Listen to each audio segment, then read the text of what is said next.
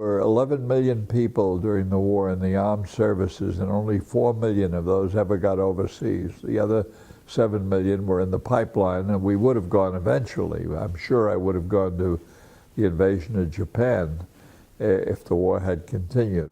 And we knew that the invasion of Japan was going to be awful in terms of casualties. We had heard talk in the West Coast, of course, being in Los Angeles, of all the hospital ships that were going to be standing by for the invasion. So we were all very fortunate when it ended. I was discharged February 14th, 1946. I remember it vividly. And they had a setup where I think you were paid 2 cents a mile for expensive railroad fare to go home from where you were discharged if it wasn't where you were inducted. Now, I had the choice of being sent back to New York to be discharged, but then I would lose the 2 cents a mile. And I had no money at all. And I discovered that the special reduced railroad fares for people being discharged was, I think, a half a cent a mile. So I arranged to be discharged from right where I was serving, and they transferred me from Los Angeles to San Pedro, California, which was, I think, as my memory serves, a discharge center. I was discharged there, and then in that midnight I took the train home from Los Angeles back to New York, and it was 4 days and 5 nights railroad sitting up. There were no Pullman cars. I remember feeling so exhilarated by being a civilian again. We were in uniform, of course. On the way, I discovered that at that time you could get a free side trip on the train.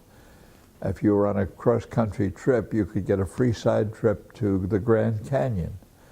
So at Williams, Arizona, I got off the train and I took this special side trip up to the Grand Canyon, and I remember sitting there on the edge of the canyon just feeling so excited and so happy and so wonderful. I hadn't been in combat. I survived the war, etc.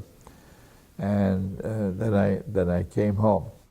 And I arrived home on the morning of February 19th, 1946. That was my mother's 56th birthday, my goodness, 56th birthday. I still hadn't finished college. I had dropped out of college for the draft to go into the when I was drafted.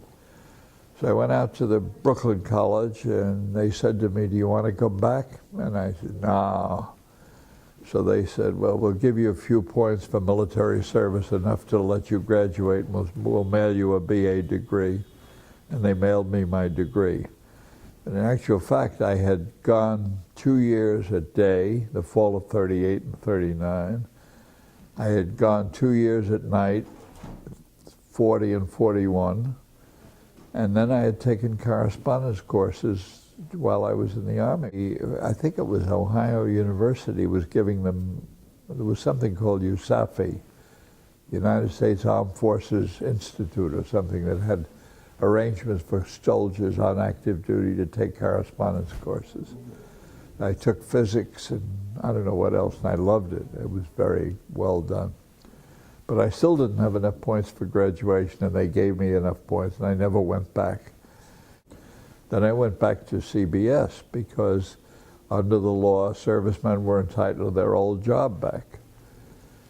And so I went back to the personnel office, and all through the war, CBS had been promising to treat us wonderfully when we returned.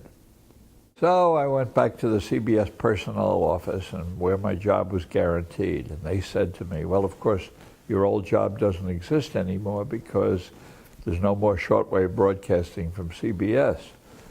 So you were making, let's see, you were making $25 a week?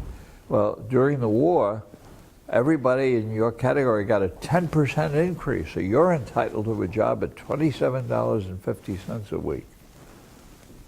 So they said, "Let's see what jobs are open at that level." The only job open at $27.50 was a mimeograph operator.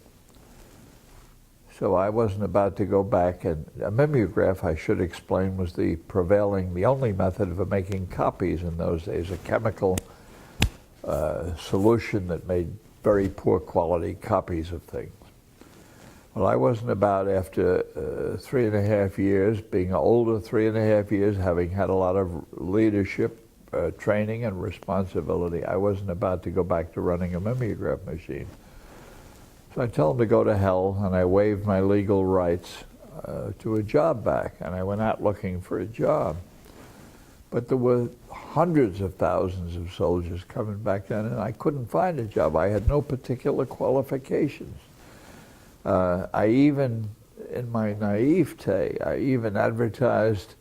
There was a newspaper that was running free ads for returned servicemen, so I advertised for a job as a writer. Well, you don't hire a writer through a classified ad, and I didn't know any better. Nothing ever came of it. I never got a response. And I didn't know what I was going to do. And a friend of mine, an old college friend of mine, Joe Wershba, W-E-R-S-H-B-A, who later became Ed Murrow's principal writer at CBS, but he had been the editor of the college paper at a time when I was a writer 3.5 years earlier. He called me and he told me that they were just organizing this television news thing, and he invited me to go over there and see them and apply. And I went over to Grand Central Terminal, where up in the rafters somewhere was this huge television studio of CBS. And several of the people interviewed me there, and it turned out that my experience in the Army with the visual news was relevant, because they were facing the same problems. In the spring of 1946, the television screen, the standard screen, was 3 by 5 inches. And the maps that they were trying to use were indecipherable on the poor quality tube, and they were struggling to figure out how to show the news visually. So they offered me a job, which I grabbed at, as a visualizer at $40 a week.